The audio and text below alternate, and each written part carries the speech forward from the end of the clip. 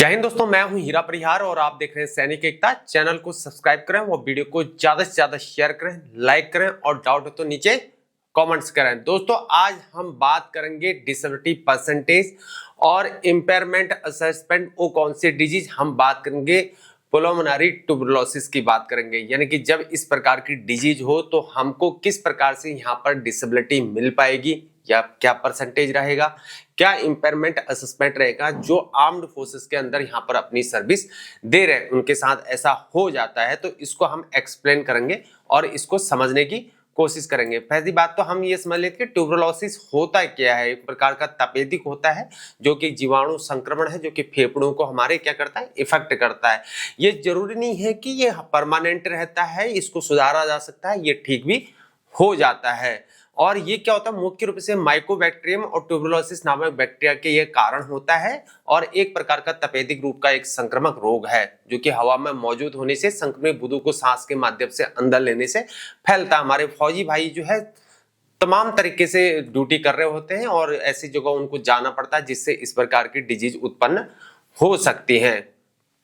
हम बात करते हैं, हम इसकी बात करते हैं pulmonary tuberculosis will be assessed as per following. इसको किस प्रकार से असेस्ड किया जाएगा, इसकी डिसेबिलिटी परसेंटेज किस प्रकार से दी जाएगी according the military guidelines, medical to guideline, medical guide to medical officers के अंतर्गत जो है इसको किस प्रकार से दी जाएंगी। रेस्पेक्टिव सिक्वेंटली आफ्टर ट्रीटमेंट, यानी कि जब आपका ट्रीटमेंट हो चुका होता है तो जो आपकी रेस्ट्रिक्टिव लंग डिजीज होती है उसके आधार पर, और obstructive subsequently after treatment assessed as per obstructive lung disease के आधार पर। Degree of disability will be regulated as per 100% for 2 years। यानी कि आपका जब ट्रीटमेंट हो चुका होता है तो 2 साल के लिए आपको 100% डिसेबिलिटी की बात की गई है। लेकिन इसमें कुछ शर्तें हैं। If the patient is regarded as incapable of improvement and invalidated out of service, जब वो ठीक नहीं हो पा रहा है और उसको इनवैलिडेट आउट किया जा रहा है फौज से, तब उस वाले केसेस में उसको डिसेबिलिटी प्रदान की जाएगी। लेकिन ये तभी की जाएगी फॉर 2 years, केवल 2 साल के लिए की जाएगी। ऐसा नहीं कि आपको जो है लाइफ टाइम मिलेगी, लाइफ टाइम नहीं मिलेगी, क्योंकि ये कुछ ऐसी डिजीज हैं मिलिट्री के अंतर्गत, उनको जो अब डायग्नोस किया जाता है तो उसका जो गवर्नमेंट ने जो डिसेबिलिटी का रूल दिया गया है उसमें इसको परमानेंट नहीं रखा गया है। तो उसमें डिसेबिलिटी किस आधार पर होगी, ये इस आधार पर होगी। अब कोई बोलेगा कि कैंसर है तो कैंसर बहुत भयंकर बीमारी है लेकिन उसको डिसेबिलिटी रूल में नहीं रखा गया है। तो उसी प्रकार से ट्यूबरकुलोसिस है, उसको भी डिसेबिलिटी के रूल में उसको परमानेंट फॉर लाइफ नहीं रखा गया। इसलिए जब भी उसको प्रॉब्लम हो तो उसको 100% डिसेबिलिटी प्रदान की जाएगी, 2 साल के लिए की जाएगी, लेकिन वो इनवैलिडेट आउट होगा तब की जाएगी। अब और कुछ शर्तें हैं। Active pulmonary tuberculosis on regular discharge from service while on treatment and is capable of improvement will be assessed as 60% to year। जब एक्टिव pulmonary, जब ट्यूबरकुलोसिस उसको एक्टिव हो रहा है तब वाले केसेस में अगर उसको रेगुलर डिस्चार्ज किया जाता है तो सर्विस से, यानी कि जब उसको इनवैलिडेट आउट नहीं किया जा रहा है, नॉर्मल वो डिस्चार्ज जा रहा है, तो नॉर्मल वाला अगर डिस्चार्ज जा रहा है तब उसको ये पुल्मोनरी ट्यूबरकुलोसिस प्रॉब्लम है तो उसको 60% यहाँ पर डिसेबिलिटी परसेंटेज या इंपेयरमेंट असेसमेंट देने की बात हो रही है।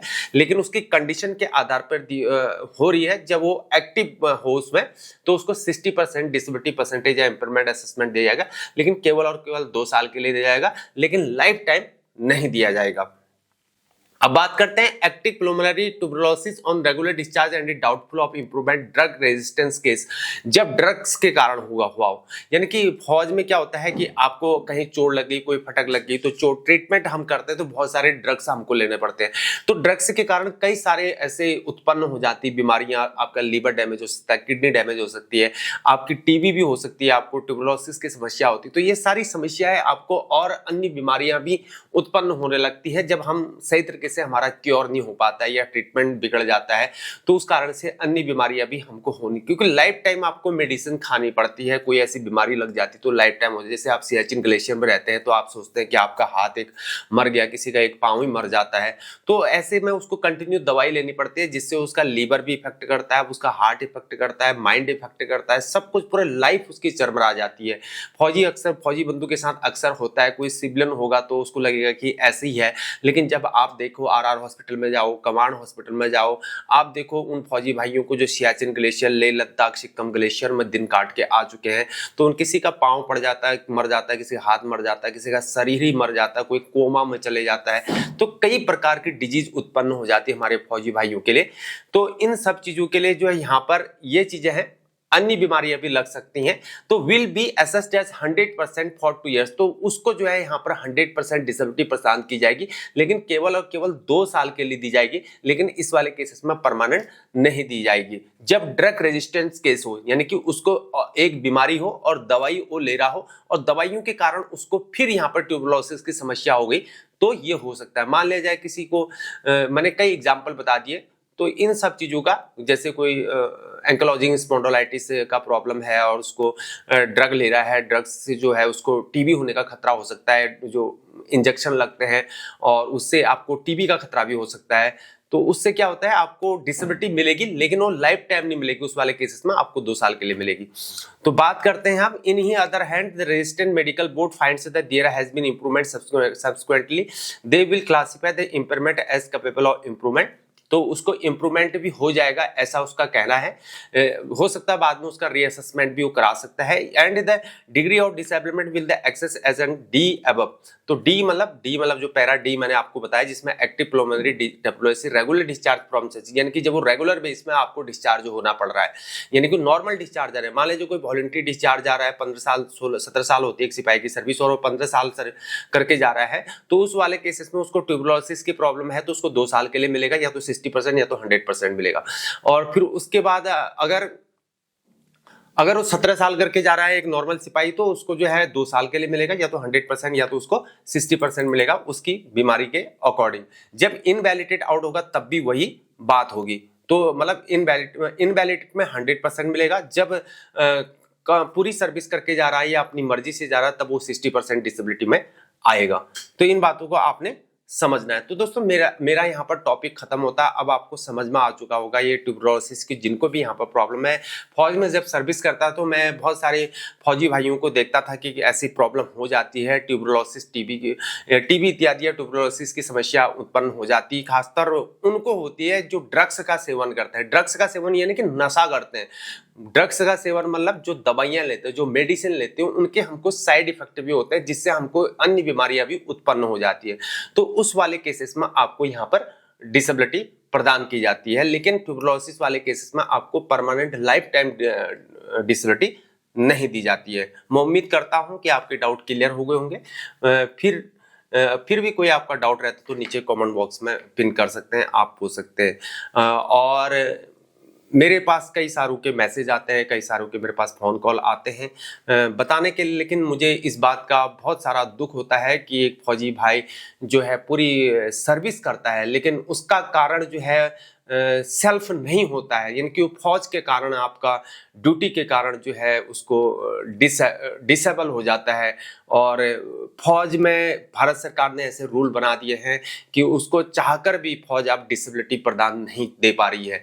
तो मान लीजिए किसी की 10 साल सर्विस है और डिसेबिलिटी हो गया, जैसे कोई सबमरीन में ड्यूटी कर रहा, मान लीजिए कोई नेवी का जवान है तो सबमरीन में ड्यूटी कर रहा, हालांकि 3 महीने तक आप सबमरीन में रहते हैं, उसके बाद आप नहीं रहते हैं, लेकिन कुछ केसेस होते हैं जिससे आप मेंटली इफेक्ट हो सकते हैं और शरीर में आपका जो है हड्डी में, बोन्स में कई सारे इफेक्ट हो सकते हैं, लिगामेंट में, जॉइंट्स में आपको पेन उत्पन्न हो सकता है, समुद्र में रहने से दबाव से आपके हार्ट में प्रॉब्लम हो सकती है। तो उस वाले केसेस में ऐसे कुछ केसेस हैं जिसमें आपकी डिसेबिलिटी कम कर दी जाती है। कुछ ऐसे डिजीज होते हैं जिससे आपकी डिसेबिलिटी कम कर दी जाती है। आप सियाचिन ग्लेशियर किसी ऑपरेशन में जा रहे हैं तो ऐसे मतलब रक्त रंजित आप जब देखते हैं तो उससे दिमाग में बहुत ज़्यादा असर पड़ जाता है, किसी का दिल कमजोर होता है, तो उस जवान की इसमें कोई गलती नहीं है, तो आप उसको घर भेज देते हैं, फौज उसको घर भेज देती है। लेकिन सरकार ने ऐसे रूल बना दिए हैं कि चाहकर भी वो जवान आज के दिन में कुछ नहीं कर पा रहा है, तो इसके खिलाफ जो है आवाज उठानी बहुत जरूरी है। तो उस जवान की इसमें क्या मिस्टेक है, उस जवान की क्या गलती है? अगर कोई जवान अगर डिप्रेसिव डिसऑर्डर, डिप्रेशन का शिकार हो गया और उसको 10 साल से पहले घर भेज दिया गया और उसकी डिसेबिलिटी परसेंटेज यहाँ पर 20% से कम कर दी है, और लेकिन उसको 10% कर दिया गया, जबकि वो एट्रिब्यूटेबल टू मिलिट्री सर्विस है, लेकिन फिर भी उसको डिसेबिलिटी डिसेबिलिटी जो है कॉम्पिटेंट अथॉरिटी द्वारा नहीं दी जा रही है। लेकिन अब उनकी भी एक मजबूरी है, क्योंकि गवर्नमेंट ने ऐसे रूल बना दिए हैं जो कि अब फौज को इन चीज़ों में, सब चीज़ों में मजबूर होना पड़ रहा है। अब उस जवान का जो है जिंदगी पूरा यूं समझो कि उसकी लाइफ पूरी बर्बाद हो गई है। आप घर आके उसके डॉक्यूमेंट्स में भी लिख देते हो कि unfit for reemployment, unfit for civil employment. आखिर वो जवान जाएगा कहाँ? एक बात सोचो, कोई जवान अगर किसी जॉब में नौकरी लग चुका, भर्ती हो चुका और वो डिसेबल्ड हो जाता है फौज के कारण, मान लीजिए कोई अग्निवीर है, 4 साल में भर्ती हो रहा है और वो सिपाही बन गया कल के दिन, और 6-7वें साल में वो डिसेबल्ड हो जाता है, कुछ ऐसे हादसा हो जाता है, डिप्रेशन का शिकार हो जाता है या कुछ ऐसी डिसेबिलिटी हो जाती है और उसकी 20% से कम डिसेबिलिटी निर्धारित होती है, आप उसको फौज से घर भेज देते हो और उसको डिसेबिलिटी 0 सन्नाटा मिलता है और आप डॉक्यूमेंट्स में लिख देते हो कि unfit for reemployment, unfit for civil employment. आखिर वो जवान जाएगा कहाँ? उसके लाइफ का क्या है? लाइफ तो उसने अपनी जिंदगी फौज में गुजारी, और क्योंकि भारत में आजकल बेरोजगारी बहुत ज्यादा है, मतलब लाइफ को ऐसा बना दिया है कि भारत सरकार के द्वारा उसकी लाइफ सिक्योर्ड नहीं है। ऐसा लगता है कि कभी कभी मतलब फौज में सर्विस मतलब ऐसा लगता है कि मतलब देशभक्ति तो है, लेकिन देशभक्ति के साथ साथ हमको पेट की भक्ति भी बहुत जरूरी चाहिए कि उसका पेट पलेगा कैसे, वो जाएगा कहाँ। इन बातों को सोचना बहुत जरूरी है। सच होता है लेकिन सच बहुत कड़वा होता है। हम देशभक्ति बोलते हैं, देश का जुनून होता है, लेकिन देशभक्ति हमेशा गरीबों के साथ ही क्यों आती है? अमीरों के साथ देशभक्ति क्यों नहीं आती है? इन बातों को हमको समझना होगा। इन चीजों को सरकार को, गवर्नमेंट को इस ओर बहुत ज्यादा ध्यान देना होगा। मेरे पास ऐसे कई डॉक्यूमेंट्स आते हैं, लोग भेजते हैं तो आंसू आ जाते हैं आंख में से, रोना आता है उस समय कि यार सरकार ने जवानों के साथ इतना बुरा कर दिया। तो दुख होता है ऐसे। अभी भी मैं आपसे बोल रहा हूं कि मुझे बहुत दुख हो रहा है, मेरे आंख में से आंसू आ रहे हैं कि उसका जीवन, उन लोगों का जीवन बर्बाद हो चुका है। वो जा कहाँ जाएंगे? सरकार को इस ओर को ध्यान देना चाहिए। जब हम बोलते हैं देशभक्ति, लेकिन लोगों के लिए पेट की भक्ति भी बहुत जरूरी है, क्योंकि पेट के खातिर ही इंसान फौज में जाता है। हम बड़ी बड़ी हाँकते हैं देशभक्ति देशभक्ति कहते हैं, सच कड़वा होता है। इन बातों को सुनना बहुत जरूरी है। कोई बहुत सारे कुछ कह भी देंगे, मेरे पास नेगेटिव कमेंट्स मार देंगे, लेकिन यार देशभक्ति देशभक्ति कहते हैं तो देशभक्ति नहीं, यहाँ पर पेट की भक्ति भी बहुत जरूरी है। पेट के लिए इंसान ज्वाइन करता है, पेट के इंसान फौज को ज्वाइन करता है। देशभक्ति भी होती है लेकिन पेट की भक्ति भी होती है, अपने परिवार के खातिर, अपने बच्चों के खातिर और अपने लाइफ के खातिर उस फौज को ज्वाइन करता। अन्यथा हर कोई फौज को ज्वाइन क्यों नहीं कर लेता? कोई अमीर इंसान क्यों फौज को ज्वाइन नहीं कर लेता? भाई इतनी बड़ी देशभक्ति होती तो नेता क्यों नहीं बन जा रहा है फौज में ऑफिसर? भाई पढ़ा लिखा होता तो फौज में ऑफिसर बन जाना यार। क्यों अपने बच्चों को विदेश पढ़ने भेज रहा है तू? फौज में भेज दे उसको, इतनी बड़ी अगर आपके पास देशभक्ति है तो। मेरे दोस्तों देशभक्ति नहीं, इन चीजों में पेट भक्ति भी बहुत जरूरी है। पेट के खातिर ये सब कुछ होता है। मेरी बातों को आप मत करना, निगेटिव मत लेना। मेरा मकसद सिर्फ इतना है कि उस जवान का क्या, उन जवानों का क्या जिनको घर भेजा जा रहा है और उनकी लाइफ डैमेज हो चुकी है, लाइफ बर्बाद हो चुकी है, लेकिन उनके पास सिविल री एम्प्लॉयमेंट का कुछ नहीं है, उनके पास कुछ भी नहीं है सिविल री एम्प्लॉयड के लिए। क्या करेंगे वो जवान? कहाँ जाएंगे? ऐसे कई जवान है भारत में आज के दिन जिनको फौज से घर भेजा जा रहा है, डिसेबिलिटी में घर भेजा रहा है। वो कोर्ट कचहरी के चक्कर काट रहे हैं वो लोग। कभी चंडीगढ़ हाई कोर्ट जाते हैं, कभी हरियाणा हाई कोर्ट जाते हैं, कभी सुप्रीम कोर्ट जाते हैं, कभी पता नहीं वो लखनऊ हाई कोर्ट जाते हैं, कभी पता नहीं कौन से Mumbai high court, Bombay high court जाते हैं। लेकिन उसका हाई कोर्ट में जब वो केस लड़ रहे होते हैं तो सरकार, जो केस लड़ रहे होते हैं, सरकार उनके खिलाफ यहाँ पर अपने वकीलों को खड़ा कर देते हैं ताकि वो हमसे डिसेबिलिटी नहीं ले सके। ये मतलब कौन सा रूल है, कौन सा रेगुलेशन है यार? हम अपने जवानों के खिलाफ इतना अत्याचार क्यों करते हैं? एक तरफ बोलते हैं हम देशभक्ति, बड़ा नारे बड़े जोर शोर से करते हैं, लेकिन एक तरफ हम अपने जवानों के खिलाफ ही वकीलों को खड़ा कर देते हैं।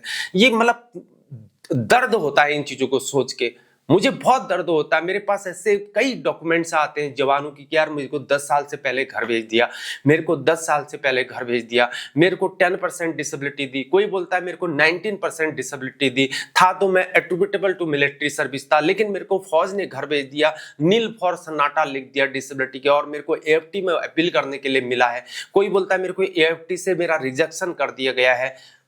तो ये कोई बोलता है मेरे को हाई कोर्ट भेजा लेकिन वहां से सरकारी वकील खड़ा हो गया है। तो मतलब ये सब चीज मतलब क्या चल रहा है देश के अंतर्गत यार, सोचने पर बड़ा मजबूर करता है। इन सब चीजों के लिए हमारे एक्स सर्विसमैन भाइयों को जो है पुरजोर सरकार के खिलाफ इन चीजों का विरोध करना चाहिए, क्योंकि जवान का जो है भविष्य इन चीजों सब चीजों में बर्बाद हो रहा है, क्योंकि उसके लाइफ जो है उसका सिक्योर नहीं हो पा रहा है। तो ग्राउंड में कुछ और है, लेकिन जो सामने कागजों में जो अलग है और जो ग्राउंड में रियलिटी है उन चीजों में बहुत ज्यादा हमको विभेद दिखता है। आज के लिए इतना ही, फिर मुलाकात होगी। जय हिंद, जय भारत, वंदे मातरम, भारत माता की जय।